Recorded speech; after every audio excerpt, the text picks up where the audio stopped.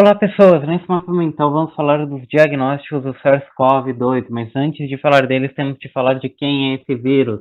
O vírus SARS-CoV-2 é o causador da doença Covid-19. Covid-19 é a doença, SARS-CoV-2 é o vírus. Pois bem, a Covid-19 ela pode te agravar o quadro, te levar para a síndrome respiratória aguda grave, conhecida pela sigla em inglês SARS. Pois bem, ele pertence à família Coronaviridae e, sendo assim, ele possui a similaridade com alguns outros vírus, como o MERS-CoV, responsável por um surto no Oriente Médio em 2012, ou o SARS-CoV, responsável por um surto na Ásia em 2003. E vale ressaltar também que o SARS-CoV-2, como o nome sugere, é bem similar ao SARS-CoV. Esse vírus tem algumas características em comum com os demais da família, como, por exemplo, tem um RNA com uma cauda poliar, que isso facilita na hora da expressão gênica desse RNA, afinal é mais parecido com o RNA mensageiro. Esse RNA está dentro de um núcleo capsídeo helicoidal, nesse caso a proteína N envolve esse RNA, protegendo ele. Outra coisa bem interessante é o envelope, que é basicamente, como vocês podem ver, essa capinha aqui externa, onde se encontra a proteína S, a proteína spike, responsável por dar capacidade do vírus infectar a célula. Sem a proteína spike, o vírus não seria capaz. Há tratamento para a Covid-19? Resposta rápida: que ataque o vírus? Não há. Se tentaram alguns remédios, como a cloroquina e o remdesivir, mas não deram resultado. Ainda existe pesquisa para conseguir fazer um tratamento que ataque o vírus.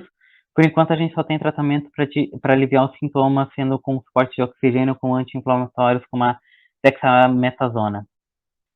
Aqui só nos resta a prevenção, seja pelos cuidados de isolamento social, máscara e álcool gel, ou pela própria vacinação. Aqui deixamos também um vídeo para saber mais, que eles contextualizam os conhecimentos aqui desse mapa mental, junto tanto com as próprias com mutações que ocorrem nesse vírus, ou até com a própria rotina de um laboratório que faz os testes. Agora vamos para os testes em si.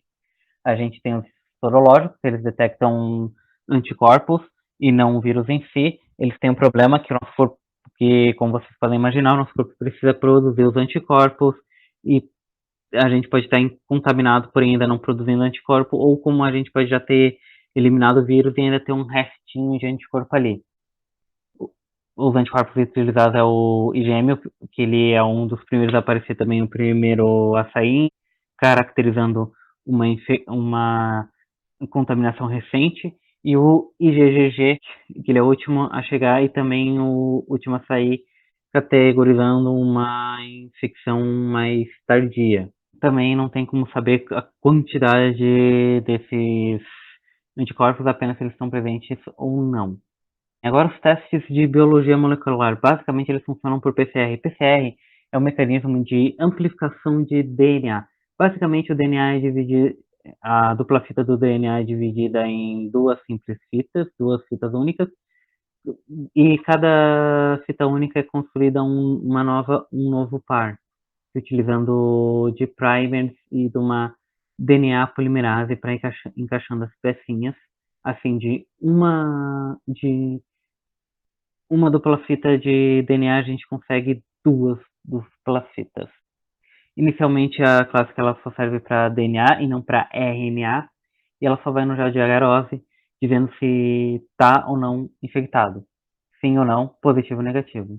Aqui a PCR é um pouquinho mais diferente, ela pode te dar um gradiente do se tem uma noção de quantidade, tanto que é por isso que o nome dela é PCR quantitativa. E ela vale muito bem ressaltar que ela é fluorescente. Basicamente, os primers, eles têm uma moléculazinha que, quando está em dupla fita, eles começam a brilhar.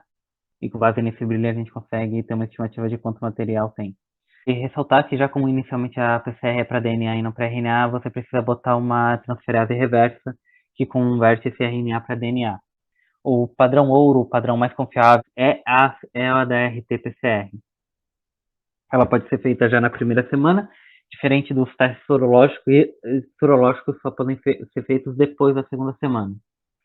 Podem, obviamente, que nada é perfeito, pode haver um falso negativo, nesse caso não tem número de cópias suficiente para chegar a esse limiar e confirmar um positivo. São muito pouco vírus que pode ter naquela amostra, ou falso positivo, a amostra está contaminada. Os passos que isso daqui são feitos são basicamente o STAB é esfregado na faringe, essa amostra é colocada num tubo, esse tubo é se botado em outro tubo com os reagentes necessários para se fazer uma PCR que amplifica o material genético do vírus, e isso é lido por um computador. Como vocês podem ver aqui tem várias linhazinhas, é porque geralmente é feito com 96 poços, sendo que um poço é vazio, só com reagente, sem nenhum material genético para ter um controle se a placa tá ou não infectada. Um gene é do paciente para confirmar que a amostra é dele e outros dois são genes virais para captar a presença do vírus. Espero que tenha gostado e até logo!